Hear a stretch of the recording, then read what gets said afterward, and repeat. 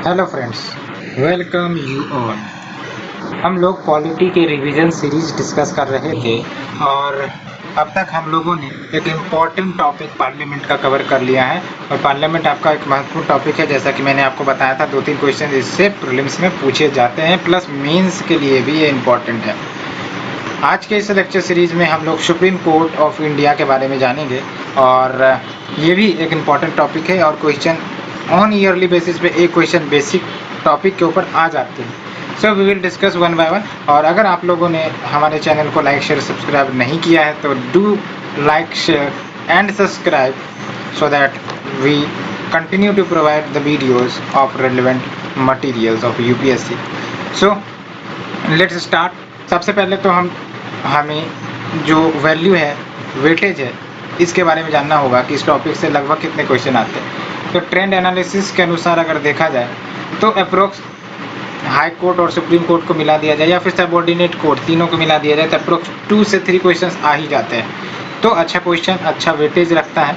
और ये टॉपिक वैसे भी आप supreme court on daily basis news में सुनते रहते होंगे, दैट्स व्हाई ये इंपॉर्टेंट भी हो जाते हैं। So let's start with the basic. सबसे पहली बात तो हम बात करते हैं ऑर्गेनाइजेशन ऑफ सुप्रीम कोर्ट, यानी कि सुप्रीम कोर्ट के स्ट्रक्चर के बारे में हम बात करेंगे, सुप्रीम कोर्ट के बेसिक के बारे में बात करेंगे। तो organisation of supreme court article 1 to 4 में इसको मेंशन किया गया है और आर्टिकल 1 to 4 से 147 पार्ट 5 ऑफ द कॉन्स्टिट्यूशन ये आपका सुप्रीम कोर्ट को डील करता है। याद रखना, supreme court part 5 of the constitution में आता है, क्योंकि आजकल यूपीएससी का ट्रेंड ये देखने को मिल रहा है कि वो पार्ट से क्वेश्चन पूछ रहा है। For example part 3 deals with, part 4 deals with, part 5 deals with. आप हमें बताइए part 3, part 4 and part 4A ये कौन कौन से टॉपिक को डील करता है। तो आर्टिकल 1 to 4 से 147 of the part 5 of the constitution deals with the supreme court and its organisation. और आपको ही पता है हमारे देश में जो जुडिशियल सिस्टम है वो इंटीग्रेटेड सिस्टम है। इंटीग्रेटेड यानी कि supreme court, high court and your lower court ये सब आपका इंडिपेंडेंट फंक्शन नहीं करते हैं, ये सब एक दूसरे से लिंक्ड है ना। फॉर एग्जाम्पल अगर लोअर कोर्ट ने कुछ फैसला दिया तो वो हायर कोर्ट में अपील किया जा सकता है और उससे भी हायर कोर्ट में अपील किया जा सकता है। ये हो गया आपका इंटीग्रेटेड जुडिशियरी। एंड जबकि यूएस में अगर देखा जाए तो वहाँ पर इंडिपेंडेंट जुडिशियरी होता है। स्टेट लॉज के लिए आपका स्टेट जुडिशियल सिस्टम होता है, नेशनल लॉज या फिर सेंट्रल लॉज के लिए देयर इज फेडरल कोर्ट। तो ये होता है आपका इंडिपेंडेंट जुडिशियरी। वैसे तो हमारा जुडिशियरी भी इंडिपेंडेंट है बट इंटीग्रेटेड है। इंटीग्रेटेड यानी कि single system of judiciary adopt किया गया है इसे 1935 गवर्नमेंट ऑफ इंडिया एक्ट से।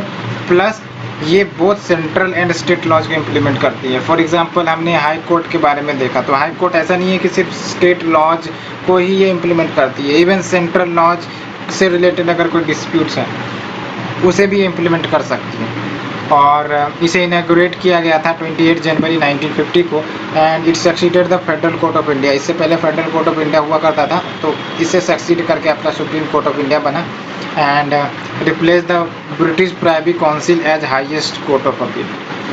एंड अभी करंट स्टेटस देखा जाए तो टोटल 34 जज है। बेसिकली सीट्स की बात करें, CJI आपका भी है, एक तो CJI हेड होता है, उसके बाद 33 अदर जजेज है ना, तो टोटल 34 जज इंक्लूडिंग CJI। और सुप्रीम कोर्ट नंबर ऑफ जजेज अमेंडमेंट एक्ट 2019 लाया गया था, इससे आपका नंबर ऑफ जजेज की जो संख्या है 31 से बढ़ाकर 34 की गई थी। आपको हमें बताना है to increase the number of जजेज इन द सुप्रीम कोर्ट हमें सिंपल मेजोरिटी की ज़रूरत होती है या फिर स्पेशल मेजोरिटी की ज़रूरत होती है, ये आप कमेंट सेक्शन में ज़रूर बताएं। और फिर अगर देख लो आप, चीफ जस्टिस ऑफ इंडिया वो प्रेसिडेंट के द्वारा अपॉइंट होते हैं आफ्टर कंसल्टेशन विद सच जजेज of the supreme court and High Court as he deems necessary. याद रखना आपको, अपॉइंटमेंट ऑफ जजेज की बात आती है तो आपका प्रेसिडेंट करता है आफ्टर कंसल्टेशन विद सच जज of supreme court and High court. And other जजेज यानी कि एक तो चीफ जस्टिस ऑफ इंडिया हो गया, other than chief justice of India में जो आपके जजेज आ जाएंगे वो भी प्रेसिडेंट के द्वारा अपॉइंट होते हैं, बट कंसल्टेशन यहाँ पर Chief Justice and such other जजेज एज ही डीम्स नेसेसरी वो जरूरी होता है। और ये याद रखना है कि कंसल्टेशन ऑफ चीफ जस्टिस की जो बात है for the appointment of other जजेज ऑब्लिगेटरी है फॉर अपॉइंटमेंट ऑफ जजेज other than the Chief Justice, तो ये याद रखना। और आपको ही पता है जुडिशरी ने ये जो आपका कॉलेजियम सिस्टम है उसको इवॉल्व किया है फ्रॉम टाइम टू टाइम। तो पहले जो कंसल्टेशन शब्द है उसको मल्टीपल इंटरप्रिटेशन किया गया जुडिशरी के द्वारा या फिर सुप्रीम कोर्ट के द्वारा, और अब जाके ये जो टर्म है कंसल्टेशन या कनकरेंस, ये क्लियरली सुप्रीम कोर्ट के द्वारा बोल दिया गया है और साफ साफ है कि जो कंसल्टेशन लिखा गया है संविधान में चीफ जस्टिस के साथ वो ऑब्लिगेटरी कर दिया गया है ना, फॉर अपॉइंटमेंट ऑफ जजेस other than the Chief Justice. तो आप देख लो कनकरेंस वर्सेस कंसल्टेशन का युद्ध चला था between the judiciary and the parliament या प्रेसिडेंट कह सकते हो कि ये जो कंसल्टेशन है ये क्या है, ये आपका ऑब्लिगेशन है यानी कि मैंडेटरीली कंसल्टेशन नेसेसरी है, या फिर यूँ कह सकते हो कि सिर्फ नाम भर के लिए कह सकते हो कि हाँ पूछ लिया एक प्रकार से, इस प्रकार का कंसल्टेशन। तो शुरुआत में तो ये जो कंसल्टेशन था वो आपका ऑब्लिगेटरी नहीं हुआ करता था, लेकिन वेरियस जजमेंट में सुप्रीम कोर्ट ने ऐसा फैसला दिया कि ये जो कंसल्टेशन है वो बाइंडिंग कर दिया गया। फॉर एग्जांपल फर्स्ट जज केस 1982 आया, इसमें सिर्फ ये बोला गया कि ये जो कंसल्टेशन है बस एक्सचेंज ऑफ व्यूज की, हाँ हमने जो जजेज को चुना है अपॉइंटमेंट के लिए हमने सीजीआई से कंसल्ट कर लिया, तो बस वो अपना सजेशन रिकमेंडेशन देते थे, बाइंडिंग नहीं होगा प्रेसिडेंट के ऊपर, है ना। तो पहले ये चलता था, सिंपली एक्सचेंज ऑफ व्यू चलता था। सेकेंड जज केस 1993 है, इसमें कंसल्टेशन को concurrence advice by the CGI वो बाइंडिंग कर दिया प्रेसिडेंट के ऊपर, है ना। यानी कि एक तो कंसल्टेशन आपका बाइंडिंग है, कंसल्टेशन करना ही पड़ेगा सीजीआई के साथ, साथ ही साथ ये जो सीजीआई उसके रिस्पॉन्स में जवाब देगा कि हाँ इसे अपॉइंट करना है या नहीं करना है, वो बाइंडिंग होगा ऑन द प्रेसिडेंट। लेकिन ये बोल दिया गया सुप्रीम कोर्ट के सीजीआई के द्वारा कि हम टेंडर एडवाइस करेंगे प्रेसिडेंट को, बट दो सीनियर मोस्ट कलीग के साथ मिलकर, यानी कि we and my two senior most colleague, ये तीन ग्रुपिंग मिलकर आपको एडवाइस देगा, और एडवाइस आपको मानना ही पड़ेगा। किसे मानना पड़ेगा? प्रेसिडेंट को। कौन से टॉपिक के लिए? अपॉइंटमेंट ऑफ द जजेज ऑफ द सुप्रीम कोर्ट, ये बात थी। फिर देख सकते हो थर्ड जजेज केस में कंसल्टेशन को ब्रॉड किया गया, यानी कि मोर जजेज को इंक्लूड किया गया। इसमें बोला गया कि जो सीजीआई है वो कंसल्ट करेगी कलीजियम ऑफ 4 सीनियर मोस्ट जजेज, इवन अगर 2 एडवर्स ओपिनियन देते हैं तो भी रिकमेंडेशन आपका फॉरवर्ड नहीं किया जाएगा। कहने का मतलब पहले तो क्या बोला गया आपका सेकेंड जज केस में कि आपका 2 सीनियर मोस्ट जज प्लस 1 सीजीआई, इन तीनों का एडवाइस प्रेसिडेंट को दिया जाएगा और ये एडवाइस बाइंडिंग होगा। फिर जो थर्ड जज केस आया, इसमें जो जजेस की संख्या है फॉर गिविंग एडवाइस ये बढ़ाई गई, है ना। इसमें बोला गया कि 4 सीनियर मोस्ट जज होने चाहिए, है ना। 4 सीनियर मोस्ट जज का कलीजियम होना चाहिए, और ये कहा गया कि अगर 4 में से 2 एडवर्स ओपिनियन दे देते हैं तो जो रिकमेंडेशन है for the selection for the appointment of the जजेज टू द सुप्रीम कोर्ट, ये आपका प्रेसिडेंट को नहीं दिए जाएंगे। कहने का मतलब ये प्रेसिडेंट के पास फॉरवर्ड नहीं किए जाएंगे। फिर आता है आपका 99 CAA कॉन्स्टिट्यूशनल अमेंडमेंट 2015 में, ये आपने सुना होगा। इसमें क्या हो गया था, एक सेपरेट बॉडी बनाने की बात कही गई थी जो जजेज of the supreme court and High Court को अपॉइंट करेगा, बट सुप्रीम कोर्ट ने इसे सीधे खारिज कर दिया। कहा कि ये भाई साहब कॉन्स्टिट्यूशनल नहीं है, वॉइड है ये, बिकॉज ये इंडिपेंडेंसी ऑफ जुडिशरी को थ्रेट पहुंचाता है। और अगर हम बात करें अपॉइंटमेंट ऑफ सीजीआई की, तो देख सकते हो अपॉइंटमेंट ऑफ सीजीआई में क्या हो गया आपका, अपॉइंट सीनियर मोस्ट 1950 से 1973, later discontinued, and second judge case held senior most must alone be CGI। ये इंपॉर्टेंट बात है, CGI के अपॉइंटमेंट को लिए भी घमासान मचा था। इसमें एक ट्रेंड चल रहा था 1950 से 1973 तक के पीरियड में, तो सीनियर मोस्ट जो जज हो जाते थे वही CGI बन जाते थे। बाद में इस ट्रेंड को तोड़ा गया, और सेकेंड जज केस में आपका फिर फैसला आता है, उसमें साफ साफ कह दिया जाता है कि भाई साहब सीनियर मोस्ट जज ही आपका CGI होगा, इसके लिए और कोई क्राइटेरिया नहीं लागू होंगे। सीनियर मोस्ट जज of the supreme court alone be CGI। Qualification of जजेस की बात करते हैं, तो क्वालिफिकेशन ऑफ जजेस में क्या हो गया, he should be a citizen of India, है ना, तो वो भारत का नागरिक होना चाहिए। ही शुड हैव बीन जज of high court for 5 year, तो 5 साल के लिए हाई कोर्ट का जज होना चाहिए, है ना। मिनिमम 5 ईयर्स, 5 साल से ज़्यादा भी हो सकते हैं। या फिर ये एडवोकेट ऑफ हाई कोर्ट होने चाहिए फॉर मिनिमम 10 ईयर्स। याद रखना ये और है, या तो 5 साल के हाई कोर्ट के जज के रूप में आप टिक जाओ, या फिर आप 10 साल के लिए as an advocate of high court के रूप में टिक जाओ, तो फिर आपका ये क्वालिफाई हो जाते हो जज ऑफ द सुप्रीम कोर्ट बनने के लिए। एज वेल एज जो अदर क्राइटेरिया दिया गया है वो है आपका distinguished jurist in the opinion of president, यानी कि प्रेसिडेंट के आंखों में वो डिस्टिंग्विश्ड ज्यूरिस्ट हो सकता है, तो वो भी बन सकते हैं। और हाई कोर्ट में आपका कोई डिस्टिंग्विश्ड ज्यूरिस्ट का ऑप्शन नहीं रखा गया है, ये सुप्रीम कोर्ट के जज के ही केस में डिस्टिंग्विश्ड ज्यूरिस्ट का ऑप्शन रखा गया, याद रखना है। और साथ ही साथ no minimum age is prescribed, no term is prescribed, है ना, ये बात भी है। मिनिमम एज की 25 साल होंगे, 30 साल होंगे, हमने लोकसभा के मेंबर, राज्यसभा के मेंबर के लिए देखे थे, यहाँ पर कोई भी मिनिमम एज प्रिस्क्राइब्ड नहीं है। ओथ और फॉर्मेशन लेते हैं कि नहीं होते हैं, तो यस, बेसिकली जो अपॉइंट किए जाएंगे जज ऑफ सुप्रीम कोर्ट के रूप में उनको ओथ लेना पड़ता है, लेकिन किसके सामने, प्रेसिडेंट के सामने, या फिर some person appointed by him for this purpose.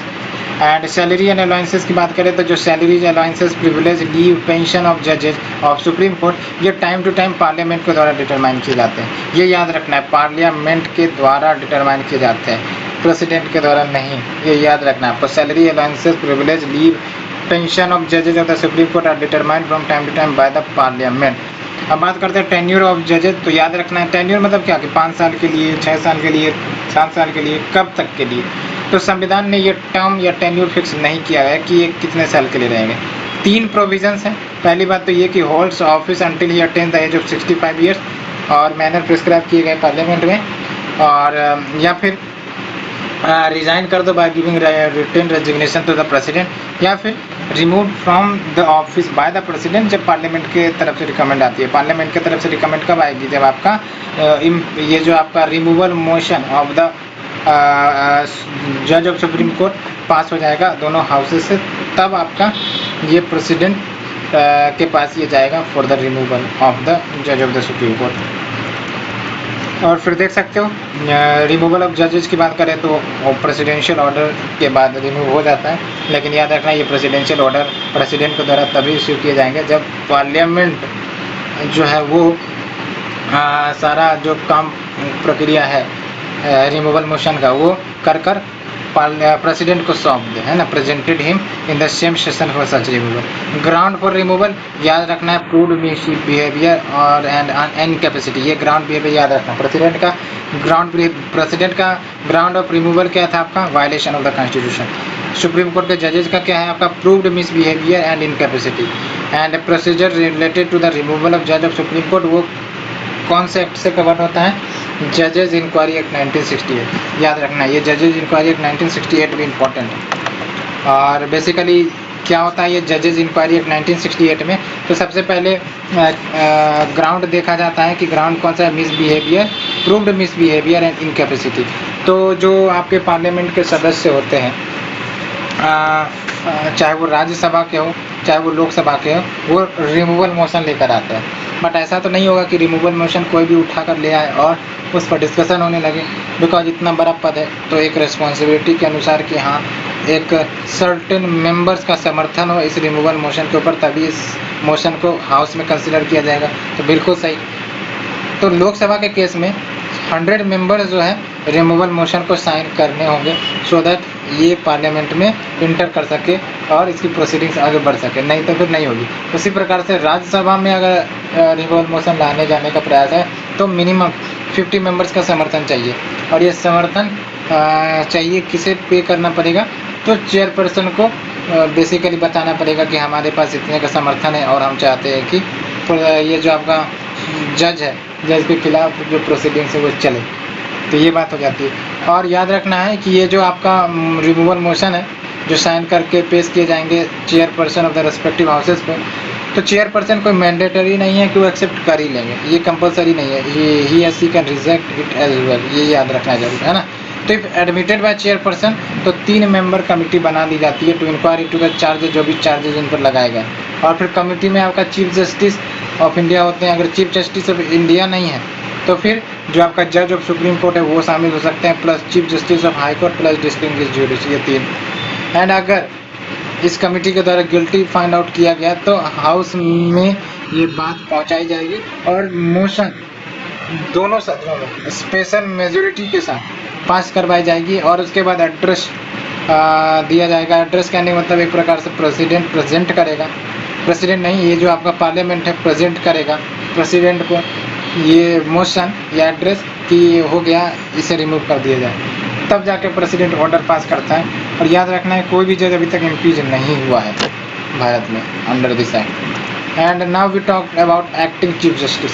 Acting chief justice नाम से पता चल रहा है कि कभी टेम्पोररी रूप से अगर चीफ जस्टिस ऑफ इंडिया नहीं है तो कोई दूसरे को as an active chief justice बना दिया जाए, है ना। तो ये काम कौन करेगा? तो प्रेसिडेंट कैन अपॉइंट ए जज of supreme court as the office of chief justice of India, है ना, याद रखना है। तो प्रेसिडेंट ही अपॉइंट कर सकता है जज ऑफ सुप्रीम कोर्ट को, किसी भी जज ऑफ सुप्रीम कोर्ट को उठा सकता है और उसे चीफ जस्टिस ऑफ इंडिया का ऑफिस में बिठा सकता है। और कौन कौन से केस में? तो वैकेंट अगर ऑफिस हो गया सीजीआई का, टेम्पोररी एब्सेंट है सीजीआई तब भी, unable to perform the duties of the office तब भी। And we have the ad hoc जज। एड हॉक जज का मतलब क्या हुआ? लेट से कि आपका कोई सेशन सुप्रीम कोर्ट का या फिर हाई कोर्ट का होने वाला है। अब आपको ही पता है कि सेशन होने के लिए मिनिमम नंबर ऑफ जजेस का होना ज़रूरी है, जैसे कोरम में हमने पढ़ा था। लेकिन अगर कोरम नहीं है, यानी कि कहने का मतलब जो मेंबर्स है उसकी उतनी संख्या नहीं है कि वो प्रोसीडिंग्स को इनिशिएट किया जा सके, तब क्या होगा? है तब बेसिकली सीजीआई रिस्पॉन्सिबिलिटी लेगा और वो जज को अपॉइंट करना शुरू करेगा। कौन से जज को? हाई कोर्ट के जज को एज ए एड हॉक जजेस ग्रुप में, है ना। और याद रखना है एज एन एड हॉक जजेस ग्रुप में चुना तो जाएगा, बट इसके लिए चीफ जस्टिस जो हाई कोर्ट में है उसका कंसेंट लेना जरूरी होगा, प्लस इसके लिए प्रीवियस कंसेंट ऑफ प्रेसिडेंट भी लेना अनिवार्य होगा। और एड हॉक जजेस की बात करें तो इसमें सारे jurisdiction power and privilege of जज ऑफ सुप्रीम कोर्ट ये सब आ जाते हैं। And when we talk about retired जज, रिटायर्ड जज में क्या होता है? At any time chief justice of India can request any retired जज, बिल्कुल सही, कोई भी रिटायर्ड जज को रिक्वेस्ट किया जा सकता है सुप्रीम कोर्ट ऑफ इंडिया के द्वारा कि टेम्पोररी पीरियड के लिए आप सुप्रीम कोर्ट के जज के रूप में एक्ट कर लो। ये हो गया आपका रिटायर्ड जज के लिए request to become the officer again, एक प्रकार से कह सकते हो, to become the lawyer again, but for temporary period, जब तक वैकेंट सीट खत्म नहीं हो जाती। And we have the seat of supreme court. ये याद रखना है, सुप्रीम कोर्ट कहाँ बैठ सकता है? क्या सुप्रीम कोर्ट दिल्ली से बाहर नहीं बैठ सकता? ये आपका क्वेश्चन प्रीलिम्स में पूछे जाते हैं, ये आपको याद रखना है। सीट ऑफ सुप्रीम कोर्ट के बारे में आर्टिकल 130 में कहा गया, इसमें बोला गया है संविधान में कि Delhi should be the seat of supreme court, but संविधान ने ये भी ऑथराइज किया है चीफ जस्टिस ऑफ इंडिया को कि वो किसी दूसरे प्लेस को भी अपॉइंट कर सकती है, रख सकती है as a seat of supreme court, है ना। यानी कि दिल्ली तो ही है, अगर सीजीआई का मूड घूम गया कि नहीं अब मुंबई में हमें शिफ्ट हो जाना चाहिए, तो मुंबई में भी ये ब्रांच को लेके जाया जा सकता है। ऐसा कोई कंपल्सरी नहीं है कि फिक्स कर दिया तो फिक्स कर दिया, है ना, बट इसके लिए अप्रूवल ऑफ प्रेसिडेंट चाहिए, है ना। बात करते हैं प्रोसीजर ऑफ द कोर्ट। इसमें supreme court with approval of president rules बना सकती है for regulating the practice and procedure of the court. याद रखना, supreme court with the approval of president. और कॉन्स्टिट्यूशनल केसेस प्लस जो cases that deals with article 143, ये उन bench के द्वारा डिसाइड करी जाती है जिसमें मिनिमम 5 जजेज होना अनिवार्य है। याद रखना, to deal with the constitutional case plus cases under article 143 वो डिसाइड की जाएंगी by the bench of at least 5 जजेज। एंड ये जो जजमेंट दी जाती है आपको पता है मेजोरिटी वोटिंग के आधार पर, है ना। And dissenting judgments can also be given if differed, यानी कि अगर किसी जजमेंट में बात नहीं मिल रही है, वन जज giving different views from the other, तो ये जो डिसेंटिंग जजमेंट है वो भी दिए जा सकते हैं अगर there is a point of difference. अगर हम बात करें इंडिपेंडेंस ऑफ सुप्रीम कोर्ट, तो इंडिपेंडेंस ऑफ सुप्रीम कोर्ट की बात करते हैं तो आप देख सकते हो जो मोड ऑफ अपॉइंटमेंट है, यानी कि कहने का मतलब है how the independency of supreme court is insured. तो आप यहाँ देख लो मोड ऑफ अपॉइंटमेंट की अगर हम बात करें तो जज यहाँ पर जुडिशरी के ही द्वारा अपॉइंट करी जाती है। कैसे? तो we have the collegium system and we have the security of tenure. कैसे? तो जजेस रिमूव किए जाते हैं only on the manner prescribed by the constitution, है ना। तो तो यहाँ पर देख सकते हो सिक्योरिटी ऑफ टेन्योर में क्या हो रहा है कि जजेज are removed only on the manner prescribed by the constitution. और फिर यहाँ पर देख लो fixed service condition, and fixed service condition में क्या है, can not be change to their disadvantage after their appointment except during a financial emergency, article 360 बोलता है। And we have the expenses charge on Consolidated Fund of India. And फिर यहाँ पर देख लो कंडक्ट ऑफ जजेस कैन नॉट बी डिस्कस, ये बात भी है, except when impeachment motion is in consideration of parliament, है ना।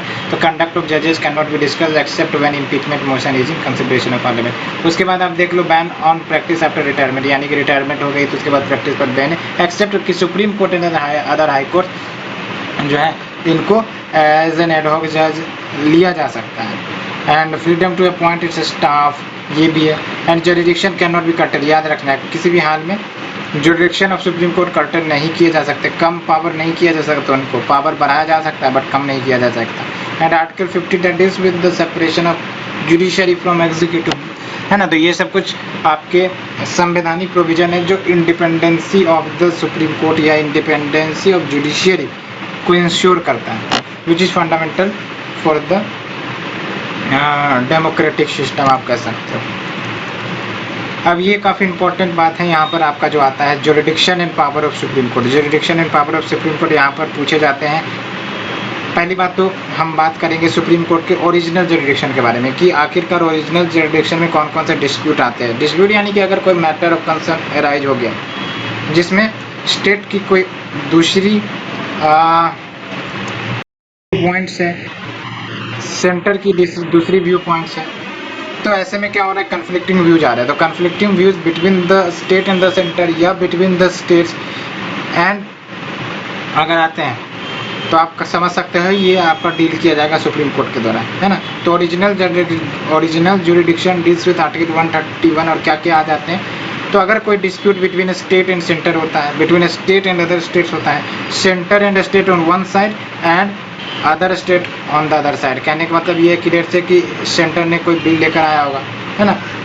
अब उस बिल के अनुसार सर्टेन स्टेट्स ने समर्थन दिए होंगे, सर्टेन स्टेट्स ने समर्थन नहीं दिए होंगे, है ना।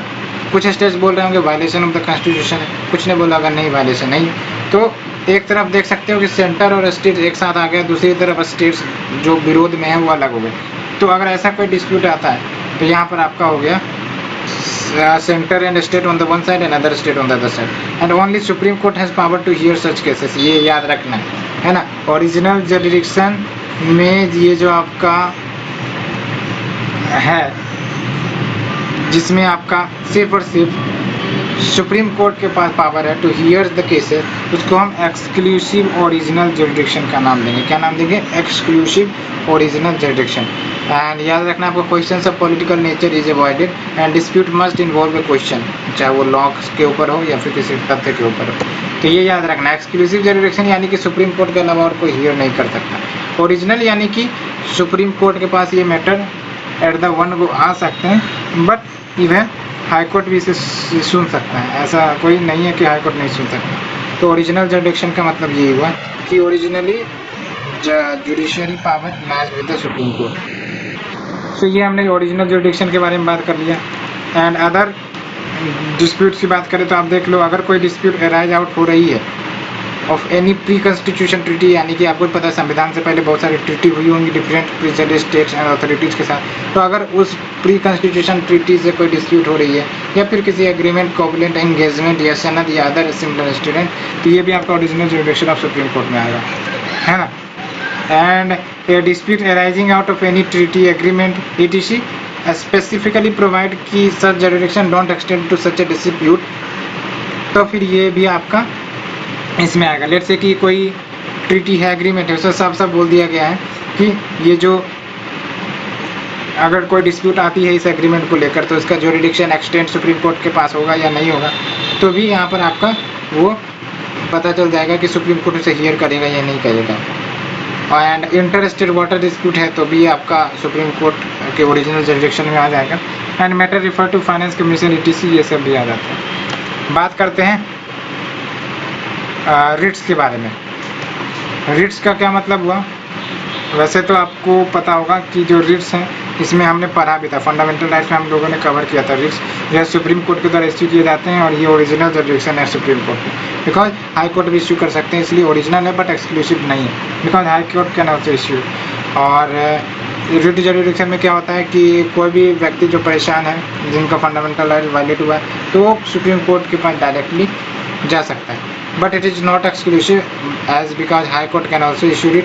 एंड ये याद रखना है कि सुप्रीम कोर्ट रिट इशू करते हैं but only for the enforcement of fundamental right, है ना, जबकि हाई कोर्ट जो है वो आपका legal rights plus fundamental rights plus others in सब के लिए भी इशू कर सकते हैं। और फिर यहाँ आपको याद रखना है कि writ jurisdiction of high court is wider than the supreme court.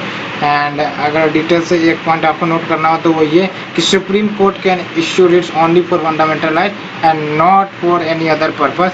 And ये कहीं ना कहीं डायरेक्टली कहो इनडायरेक्टली कहो makes the writ jurisdiction of high court wider than the supreme court, ये याद रखना है जरूर। तो अब बात करते हैं अपीलेट जुरिडिक्शन का जो पावर है सुप्रीम कोर्ट के पास। अपीलेट जुरिडिक्शन नाम से पता चल रहा है, इसका मतलब ये है कि कोई भी व्यक्ति जो परेशान है, या फिर यूँ कह सकते हो कि कॉन्स्टिट्यूशनल मैटर्स की बात हो गई, लेट्स से कि हाई कोर्ट ने कुछ फैसला दिया, या फिर ऐसे ही कोई कॉन्स्टिट्यूशनल मैटर्स की बात हो गई, या फिर जो जजमेंट है हाई कोर्ट का उसके खिलाफ अपील की बात करो, सिविल मैटर्स उसके खिलाफ अपील की बात करो, क्रिमिनल मैटर्स उसके खिलाफ अपील की बात करो, या फिर स्पेशल लीव पिटीशन, ये सब आपके अपील सुप्रीम कोर्ट में सुने जाएंगे, है ना। ये भी होता है, एक तो ओरिजिनल जुरिडिक्शन हो गया, ओरिजिनल एक्सक्लूसिव जुरिडिक्शन हो गया, एक तो अपीलेट जुरिडिक्शन हो गया। यहाँ पर सुप्रीम कोर्ट अपील के द्वारा मैटर को सुनेगा। एंड कॉन्स्टिट्यूशनल मैटर्स में आप देख लो, कॉन्स्टिट्यूशनल मैटर्स में कौन कौन से आ जाते हैं। For example judgment of high court के खिलाफ अगर कोई मैटर्स आ गया है, यानी कि हाई कोर्ट ने कोई जजमेंट दिया और बेसिकली किसी पार्टी को ये उचित नहीं लगा, तो वो अपील दर्ज कर सकता है ना। साथ ही साथ if cases involve substantial question of law that require the interpretation of the constitution, तो ये कॉन्स्टिट्यूशनल मैटर हो गया, है ना। तो ये बात है, तो substantial question of law that require the interpretation of the constitution indirectly what it indicates कि इसको अपील के लिए एलिजिबल है। सिविल मैटर में क्या हो रहा है आपका, appeal lies to the supreme court if cases involve substantial question of law and plus that the question need to be decided by the supreme court. Criminal matters में क्या हो गया, सुप्रीम कोर्ट हियर करते हैं appeal को against judgment in a criminal proceeding of the high court if high court, अब देख सकते हैं, ये याद रखना है आपको, क्रिमिनल मैटर्स में कौन कौन से क्रिमिनल मैटर्स में अपील दी जाएगी। तो supreme court could hear appeals against judgment in a criminal proceeding of high court if high court on appeal किसी ऑर्डर ऑफ एक्विटल को रिवर्स कर दिया है, यानी कि कहने का मतलब कोई एक्यूज्ड पर्सन है और लोअर कोर्ट ने लेट से कि उसे छोड़ दिया था, सारी सज़ा माफ़ कर दिए थे, बट जब दोबारा अपील की गई हाई कोर्ट में, तो हाई कोर्ट ने क्या किया, अगर उसे एक्विटल का जो ऑर्डर है उसे रिवर्स कर उसे डेथ सेंटेंस दे दिया गया, तो फिर ये आपका अपील के कैटेगरी में आ जाएगा, है ना। तो ये डायरेक्टली इनडायरेक्टली ये अपील के कैटेगरी में आ जाएगा, सुप्रीम कोर्ट के पास ये अपील चली जाएगी, है ना। तो इसका मतलब क्या हो रहा है, reverse of an order of acquittal and providing the accused the death sentence. And फिर अदर केसेस की बात करें तो देख सकते हो कि हाई कोर्ट ने हो सकता है कि अपने पास केस को बुला लिया होगा फ्रॉम एनी सबऑर्डिनेट कोर्ट और बुलाकर जो एक्यूज पर्सन है उसके ऊपर फैसला सुना दिया, उसको कन्विक्ट कर दिया और डेथ सेंटेंस दे दिया। एंड उसके बाद क्या है, जो तीसरा केस है, certify that the case fit for appeal to the supreme court, ये है हाई कोर्ट सर्टिफाई कर दे कि जो केस है ये अपील के लिए एलिजिबल है, तो अपील ऑन किया जा सकता है ना। तो ये बात हो जाएंगी, तो ये बातें याद रखनी है आपको। जो आपका ये है, एक तो डेथ सेंटेंस वाली बात है, डेथ सेंटेंस वाले केसेस में आपका क्या हो रहा है कि ऑटोमेटिकली सुप्रीम कोर्ट अपील ले लेगा, लेकिन अगर हाई कोर्ट सर्टिफाई कर देता है कि हाँ कोई केस है जो फिट फॉर अपील है तो द सुप्रीम कोर्ट, तो भी आपका अपील सुप्रीम कोर्ट में दर्ज हो सकती है। And if court has reversed order of conviction to acquittal then no right to appeal, यानी कि कहने का मतलब ये है कन्विक्शन से एक्विटल कर दिया, यानी कि लोअर कोर्ट ने कन्विक्ट कर दिया था, हायर कोर्ट ने उसे एक्विटल कर दिया, तो इसका मतलब ये नहीं कि अपील किए जाएंगे, तब नहीं होगा। And we have the appeal by special leave, याद रखना appeal by special leave petition होता है, आर्टिकल 136 डील्स विद दिस। और स्पेशल लीव बेसिकली ये एक टूल है जिसके तहत अपील किए जाते हैं from any judgment in any matter. याद रखना है ये सब्जेक्टिव हो जाता है स्पेशल लीव पिटीशन में, कि स्पेशल लीव में ये अधिकार मिल जाता है कि किसी भी जजमेंट जो जुडिशरी के द्वारा दिया गया हुआ किसी भी मैटर के ऊपर, पास्ट में एनी कोर्ट और ट्रिब्यूनल इन द कंट्री, तो उसके खिलाफ स्पेशल लीव लाई जा सकती है। एक्सेप्शन है बस कोर्ट मार्शियल या फिर मिलिट्री ट्रिब्यूनल। और 4 एस्पेक्ट इसमें कवर किए जाते हैं। Discretion and note right. पहली बात तो ये कि ये जो स्पेशल लीव पिटीशन है ये कोई अधिकार नहीं है, डिस्क्रिशन है, यानी कि सुप्रीम कोर्ट का ये डिस्क्रिशनरी पावर होगा कि whether supreme court will take the special leave petition और नॉट, है ना, ये सुप्रीम कोर्ट के पास है। फॉर एग्जांपल अब ये जैसे फॉर एग्जांपल सुप्रीम कोर्ट के पास फंडामेंटल राइट के हनन के जो इश्यूज है उसको सुनने पड़ेंगे, ये मैंडेटरी है। लेकिन अपील बाय स्पेशल लीव ये मैंडेटरी नहीं है, उनका डिस्क्रिशनरी पावर है ना। याद रखना है it is a discretion not a right and granted in final और interlocutory judgment and it can be related to any matter, चाहे कॉन्स्टिट्यूशनल हो, सिविल हो, क्रिमिनल हो, इनकम टैक्स हो, लेबर रेवेन्यू, कुछ भी मैटर हो गया। Plus granted against any tribunal and not necessary by high court, exceptional and overriding power. And वैसे तो ये ओकेजनली यूज किए जाते हैं एक्सेप्शनल टाइम्स में। अब बात करते हैं advisory jurisdiction of supreme court. Advisory jurisdiction में क्या होगा, सुप्रीम कोर्ट एडवाइस देंगे। आर्टिकल 143 के तहत ये आपका कवर है advisory jurisdiction of supreme court. इसमें क्या होता है, प्रेसिडेंट एडवाइस मांगेगा सुप्रीम कोर्ट के द्वारा और supreme court in return advice दे देगा प्रेसिडेंट को। तो ये कौन से मैटर पर एडवाइस मांगी जाती है सुप्रीम कोर्ट के द्वारा? पहली बात तो ये कि अगर प्रेसिडेंट कोई एडवाइस मांग रहा है और एनी क्वेश्चन ऑफ लॉ और फैक्ट ऑफ पब्लिक इम्पोर्टेंस जो अभी अभी अराइज हुई है या फिर जो इशू चल रही है या फिर राइज हो सकती है, तो उसके ऊपर आपका मांग सकता है एडवाइस प्रेसिडेंट। लेकिन इस केस में सुप्रीम कोर्ट मे और may not give the advice, ये याद रखना, मे और may not give the advice. और फिर जो दूसरा इशू आएगा वो कोई डिस्प्यूट होगा arising out from any pre-constitution treaty agreement covenant engagement shanad और other similar instrument, तो सुप्रीम कोर्ट को इस क्षेत्र में एडवाइस देना ही पड़ेगा। तो ये हो गया आपका advisory jurisdiction of supreme court. Now we have the court of record, और ये याद रखना है, हाँ प्रेसिडेंट के पास तो ये बाइंडिंग नहीं होती है कि वो फॉलो करे या ना फॉलो करे।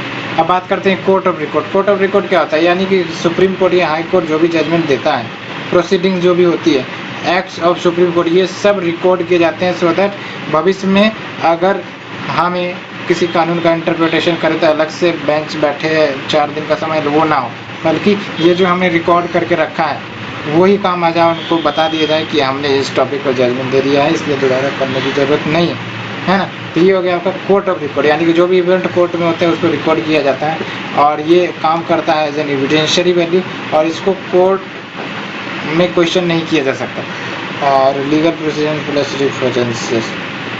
And now we have the power to punish for contempt of court, यानी कि सुप्रीम कोर्ट के पास आपको ही पता है पावर भी है टू पनिश द कोर्ट। और आप यहाँ देख लो क्या कंटेम्प्ट ऑफ कोर्ट के प्रोविजन है, तो मिनिमम और आपको याद रखना है कि जब भी आपका कंटेम्प्ट ऑफ कोर्ट के केस में पनिशमेंट की बात आएगी तो इसमें simple imprisonment up to 6 month के लिए हो सकता है, प्लस फाइन अप टू 2000 हो सकता है।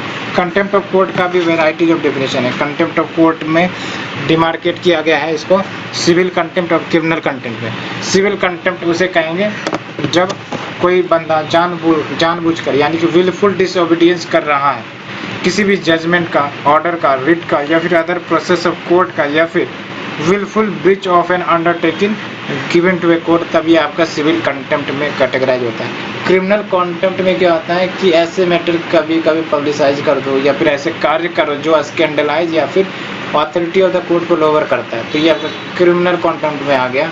एंड प्रेजुडिसेस और interferes with the due course of judicial proceeding and interferes और obstruct the administration of justice in any other manner. तो ये सब बातें आप देख सकते हो क्रिमिनल कंटेम्प्ट के केस में। And we have the no amount to the contempt of court, innocent publication and distribution of सब matter, fair and accurate report अगर हो रही है जुडिशियल प्रोसीडिंग का, फेयर एंड रीजनेबल क्रिटिसिज्म है जुडिशियल एक्ट्स का, प्लस कमेंट ऑन एडमिनिस्ट्रेटिव, ये सब आपके कंटेम्प्ट ऑफ कोर्ट के कैटेगरी में नहीं आएंगे। याद रखना है, ये जरूर याद रखना है कौन कौन से मैटर कंटेम्प्ट ऑफ कोर्ट में आते हैं, कौन से नहीं। Not amount to the contempt of court. for example innocent publication and distribution of some matter, fair and accurate report of judicial proceeding, plus fair and reasonable criticism of judicial act, plus comment on administrative side. ये सब आपका contempt of court में नहीं आएगा। And constitutional interpretation की बात करें तो इसमें सुप्रीम कोर्ट तो अल्टीमेट इंटरप्रेटर है ही आपका कॉन्स्टिट्यूशनल का। अदर पावर्स की बात करें तो देख सकते हो आप कि जो सुप्रीम कोर्ट है वो डिसाइड करता है disputes regarding the election of president, vice president, और इसमें इट है original exclusive and final authority, ये याद रखना है, original exclusive and final authority. And enquires into the conduct and behaviour of chairman and members of the UPSC on a reference made by the president and advice supreme court के द्वारा दिया जाता है which is binding on the president, and power to review its own judgment or order, ये भी important है, power to review its own judgment and order, and its law is binding, आ जाओ, we have the its law is binding on all courts in India, ये याद रखना है ना। तो जो भी कानून होंगे वो सारे कोर्ट्स में अप्लीकेबल होगा। सुप्रीम कोर्ट ने कोई ऑर्डर पास किया है तो वो सारे टेरिटरी ऑफ इंडिया में अप्लीकेबल होंगे, सारे जुडिशरी में अप्लीकेबल होंगे, तो ये बात याद रखना है। एंड यहाँ पर कुछ एडिशनल फैक्ट है कि सुप्रीम कोर्ट का जो jurisdiction and power with respect to the matter in the union list उसको इनलार्ज किया जा सकता है प्रेसिडेंट नहीं पार्लियामेंट के द्वारा, ये याद रखना है। प्रेसिडेंट पार्लियामेंट में कन्फ्यूजन हो जाती है ना। तो सुप्रीम कोर्ट का jurisdiction and power with respect to the matters in the union list can be enlarge by the parliament, ये बात है। हम लोगों ने सुप्रीम कोर्ट को कवर कर लिया। नेक्स्ट लेक्चर सीरीज में हम लोग हाई कोर्ट को अलग से डिस्कस करेंगे। For now thank you friends, thank you very much.